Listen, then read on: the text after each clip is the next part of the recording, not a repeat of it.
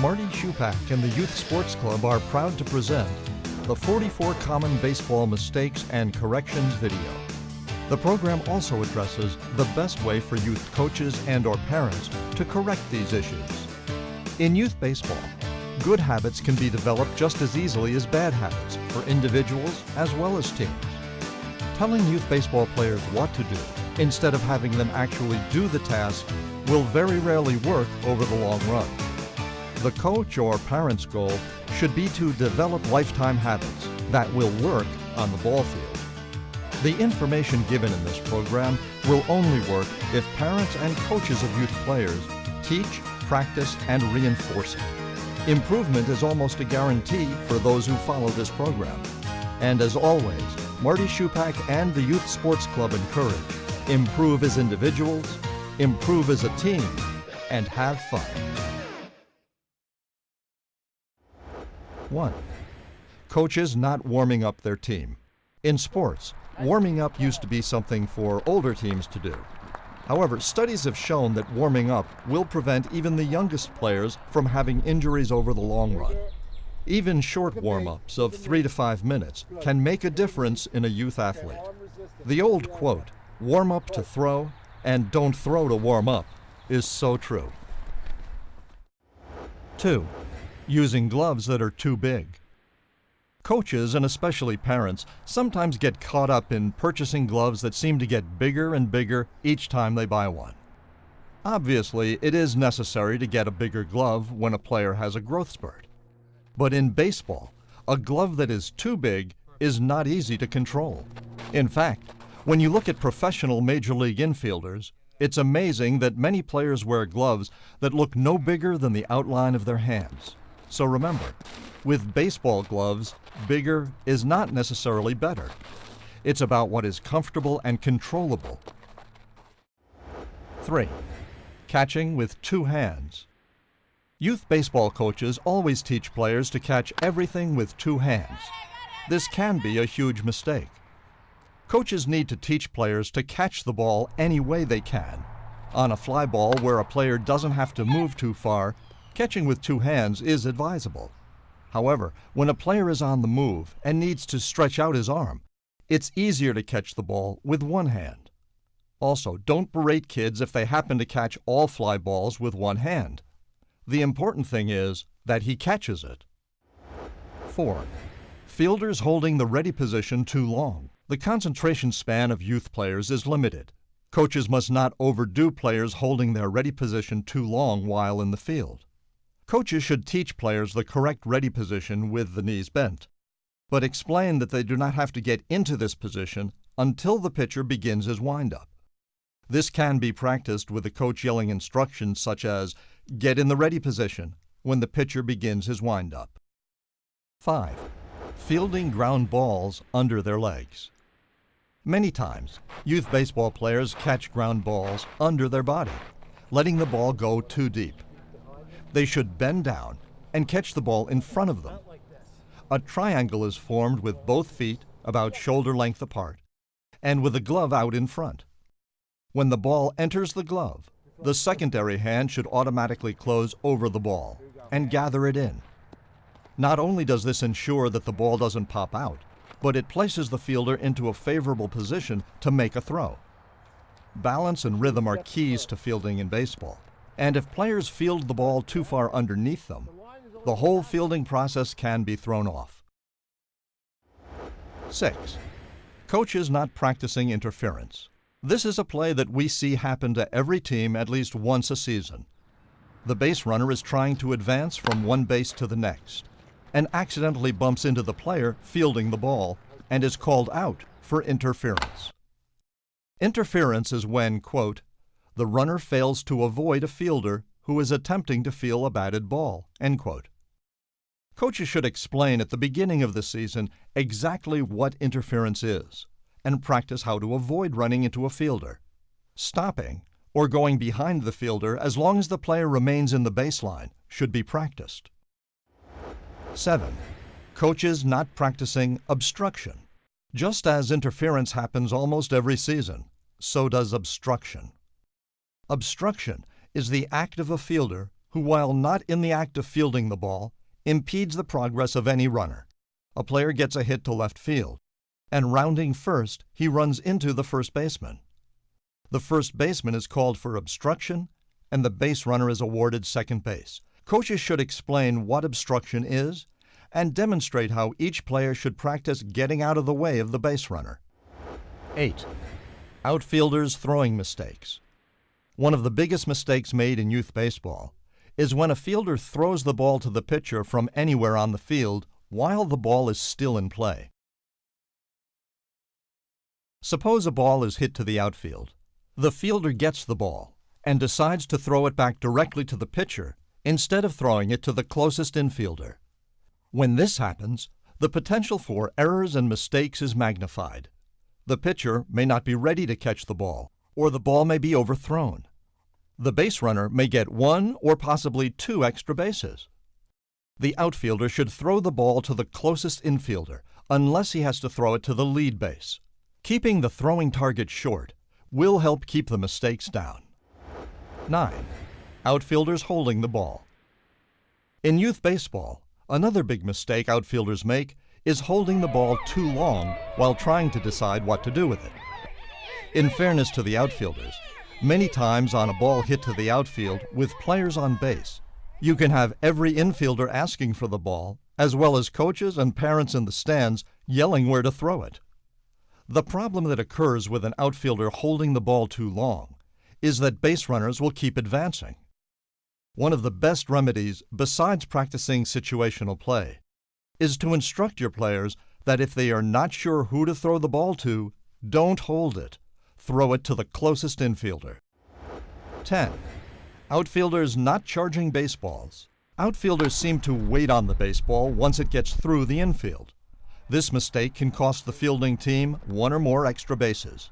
Coaches need to teach players that the baseball will slow down more and more before it reaches the outfielder. Players need to charge the baseball when it is on the ground.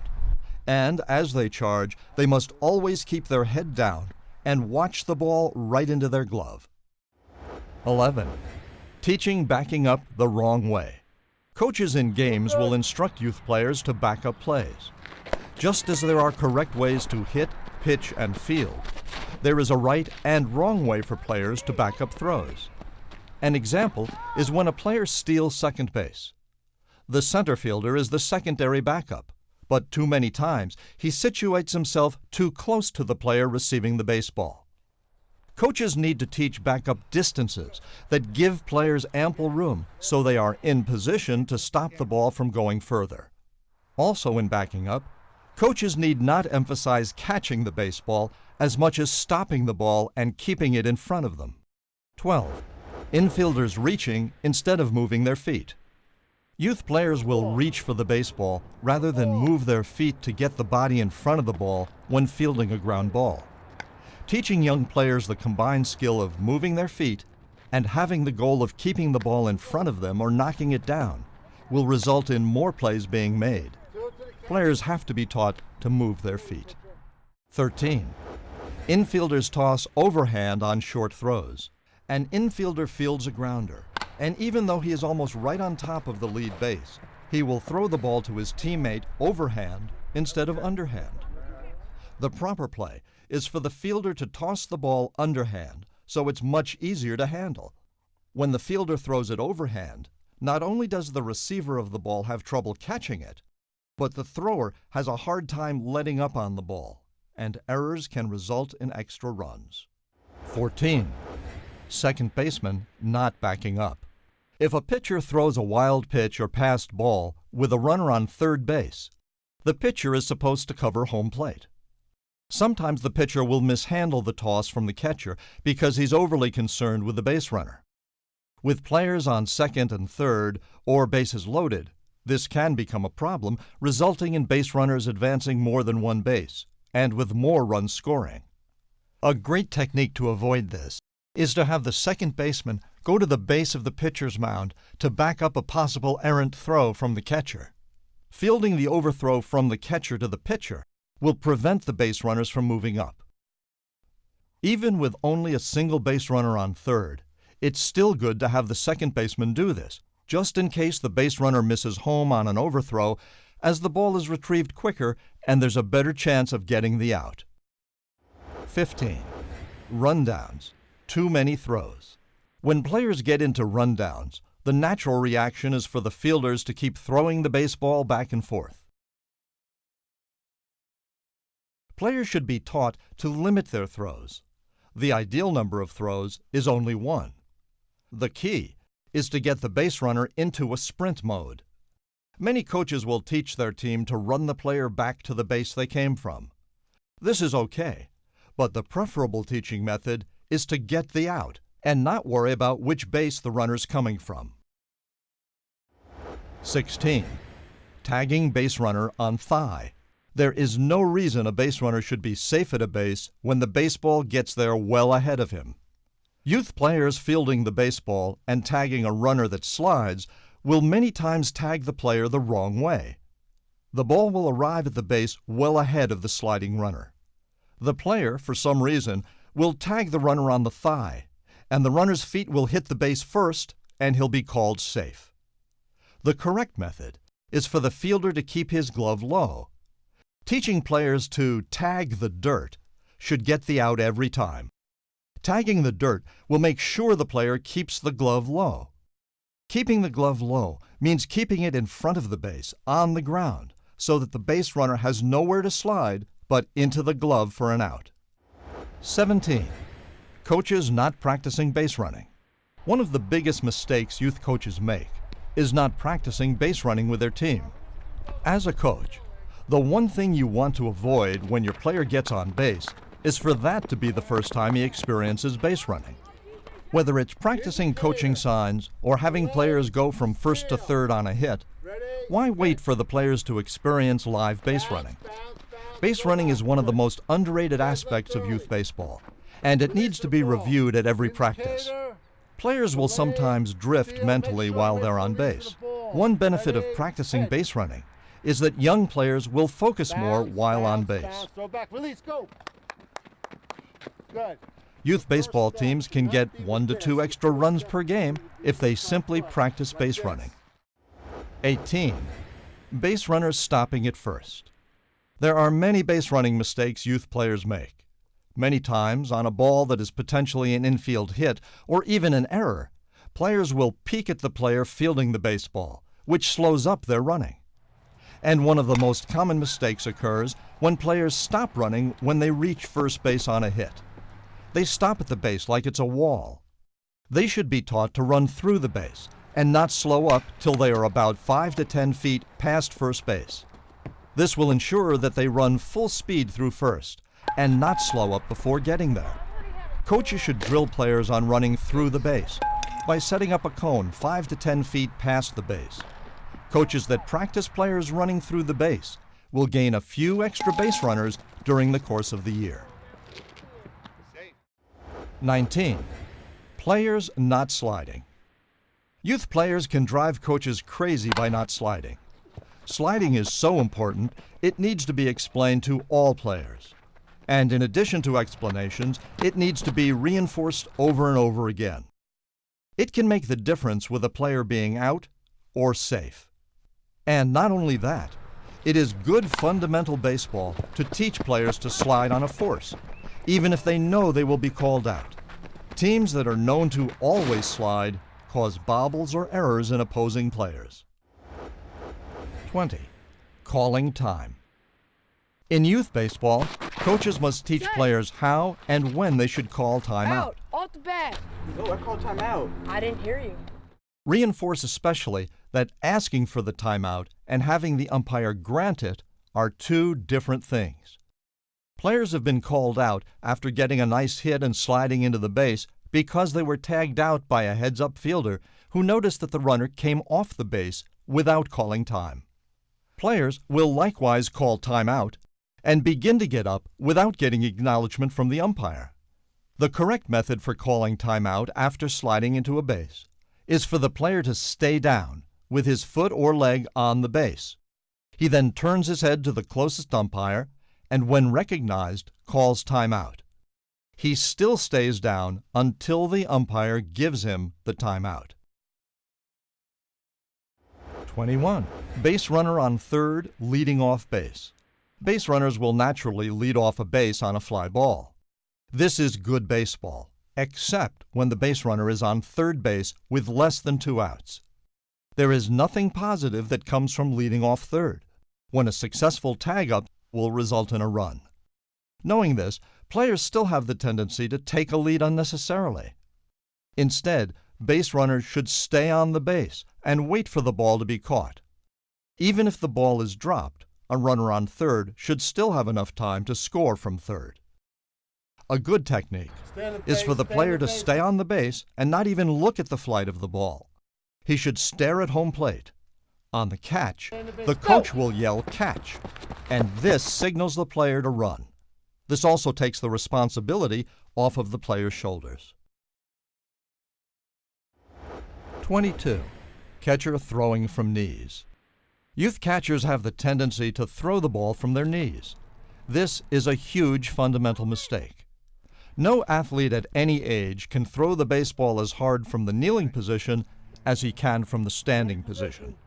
Being a game of inches and always playing the odds, it is best for catchers to throw the ball back to the pitcher as hard as he can in a standing position, with the pitcher being able at all times to handle the ball when players are on base. Experienced coaches will notice a catcher throwing from a kneeling position and might attempt a delayed steal. 23. Catchers turning body. Young catchers have a tendency to turn their body on a short hop pitch that doesn't reach them on a fly.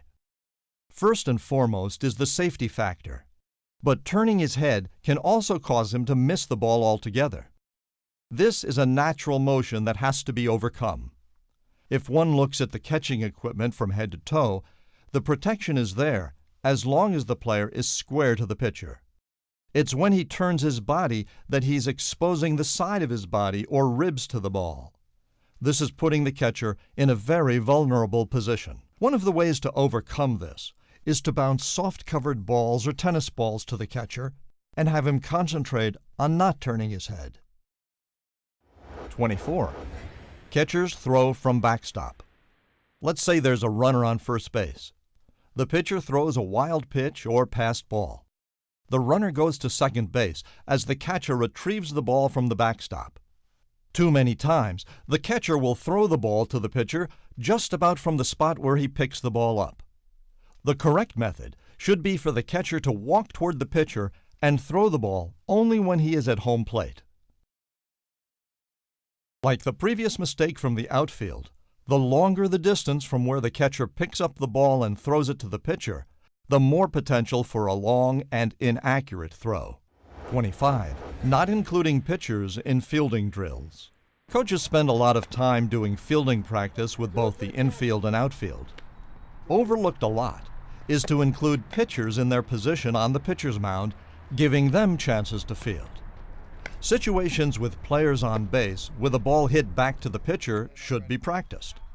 The different scenarios should be addressed, such as a runner at second with less than 2 outs, and either holding him on base or looking him back to second. Also, coaches should give all pitchers repetitions fielding bunts up each line. 26. Pitching when team isn't ready. Youth players are anxious to begin their pitching when they're in the game, sometimes when their team is not even ready to play. This happens a lot at 2 points in the game, at the beginning of an inning and also at the end of a play, especially after a foul ball when fielders are still out of position. Teach pitchers that the play doesn't begin until they throw the baseball. Pitchers need to be schooled that at the beginning of an inning or after a play in the field, they should turn around and scan the field to make sure every fielder is in their position. 27. Pitchers' fielding mistakes. One of the biggest mistakes coaches don't address during practice is pitchers fielding the ball improperly with runners on base. The youth pitcher is so concerned about his pitching and throwing strikes that he will lose focus on where he should throw the baseball if it's hit right back to him. For instance, if players are on base in a force or non-force situation and the ball is hit back to the pitcher, he automatically throws to first, when he should in fact try for the lead runner, or at least look the lead runner back to the original base, if the situation occurs. Like all other fielders, pitchers should ask themselves, what do I do with the ball if it's hit to me?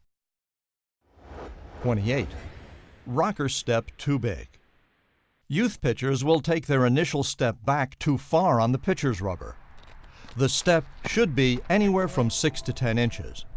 Anything longer can put the pitcher in an unbalanced position to start his windup, thus throwing off the rest of his pitching mechanics. The best and easiest way to correct this is through repetition. And when doing the repetitions, the pitcher should concentrate on his initial rocker step and not on throwing strikes. 29. Pitcher elbow drops. Coaches are not experts in all aspects of youth baseball, and are not expected to be. In almost epidemic proportions, young players are hurting their arms, shoulders, and more. One thing coaches must be aware of is if the pitcher's throwing elbow falls below his shoulder, this can lead to problems in the throwing arm or elbow over a period of time. Coaches and parents must pay attention to this. Even players who have the correct motion can drop their elbow if they tire in a game. 30. Full windup instead of stretch. Some young players feel they must pitch from the full windup. On the youth level, this can be problematic for a couple of reasons.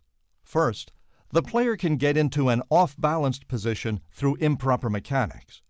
The second reason is no fault of anyone, but because of the overuse of many youth baseball fields, the hole in front of the rubber becomes too deep, and when the pitcher pivots and drops into the hole, he can get off balance this way too.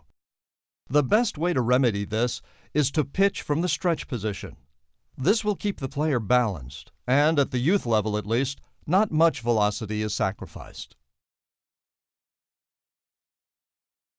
31. Covering first on grounder to right side. Part of the responsibility of the pitcher is to run to first base on a ball hit to the right side of the infield. Too many times in youth baseball, the pitcher thinks his job begins and ends with pitching the baseball. Pitchers must be taught to react right away on a hit to the right side. And the correct method is not to run directly at the bag, but to run to an area about 5 to 8 feet before the base, and then turn up, so there is not a collision at first. 32. Watching the lead base runner back to the rubber. There are many coaches in youth baseball that are focused on everything happening on the baseball field and who are looking for any advantage or mental lapse by the other team from which they could benefit. When there are players on base and the pitcher retrieves the ball from the catcher, he should always keep his eye on the lead runner until he gets back to the pitching rubber. If the pitcher has a lapse in focus going back to the top of the mound, the other team might steal a base. Coaches need to go over this simple yet overlooked technique of looking at the lead runner. 33. Hitters using bats that are too heavy. More times than not, youth players are using bats that are too heavy. When swinging a heavy bat, they will almost always be swinging late. And if they should make contact, the ball has a better chance of landing foul than being put in play. Speaking of bats, another mistake made by players is to use a teammate's bat because of his success with it.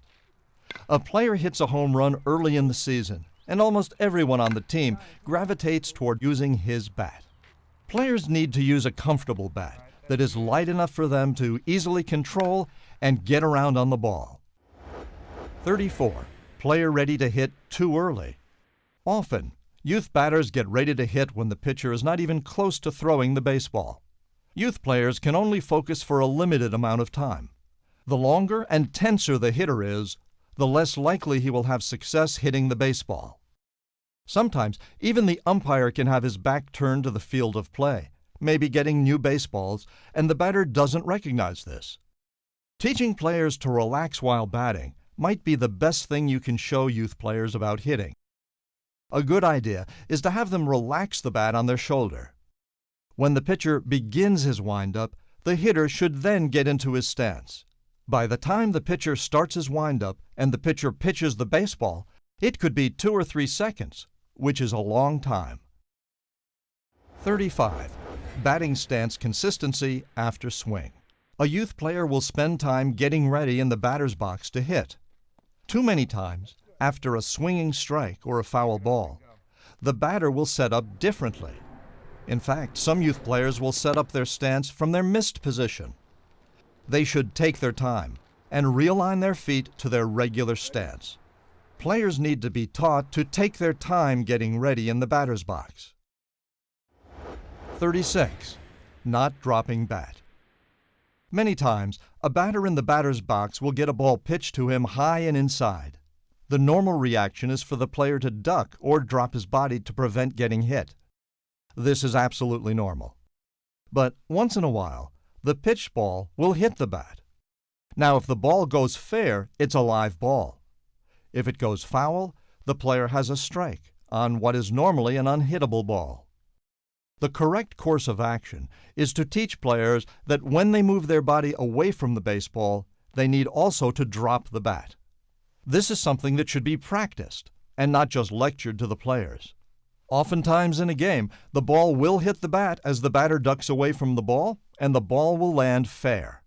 Players from both teams will immediately freeze until a coach yells out, "The ball is live!" This needs to be addressed ahead of time. 37. Cutting the batting swing short. Hitting a baseball is a combination of a lot of things, including following through with the swing. Some youth players will stop their swing short on contact.